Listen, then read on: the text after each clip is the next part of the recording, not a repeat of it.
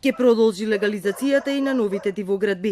Сите што ќе сакаат да ги легализираат своите објекти, изградени после 3 март 2011, тоа ќе можат да го направат, но не за 1 евро по квадрат, туку ќе мораат да ги платат сите регуларни комуналии, плюс одреден процент за пенали, најверојатно околу 50% или половината од вредноста на комуналиите.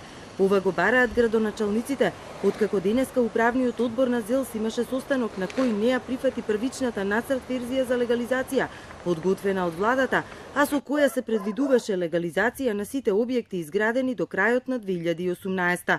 Работна група формирана од градоначалници и представници на Министерството за транспорт ќе работи или на подготовка на ново законско решение, или на дополнување на сегашниот закон. За нас е интерес како општини да престане до сега легализацијата за 1 евро по квадрат. Оној кој што има бесправно изграден објект да мора да ги плати комуналите како што ги плаќа секој граѓанин и плюс од тоа да плати соодветни пенали и казна за сопствената бесправна изграденост. Ние под правичност подразбираме изедначување на луѓето кои што ги почитувале законските прописи и плаќање на казна за оние кои што не ги почитувале законските прописи. Според податоците со кои располага ЗЕЛС, во земјава во моментов има над 70.000 дивоградби, најмногу индивидуални, но и деловни објекти, кои би можеле да бидат предмет на легализирање. Законските новини, тврди Шилегов, не се носат под политички притисок, туку под притисок на граѓаните во општините, кои сакале да ги легализираат своите објекти. За оние дивоградби кои нема да се вклопуваат во урбанистичките планови на општините, ќе мора да се оди на нивно рушење.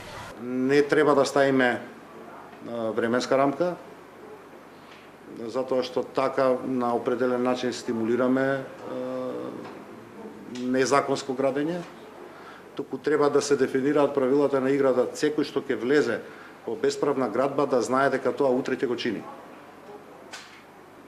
А при тоа општината да нема обврска да изврши, условно да кажам, легализација на тој објект, ако истиот не може да биде вклопен во деталните урбанистички планови.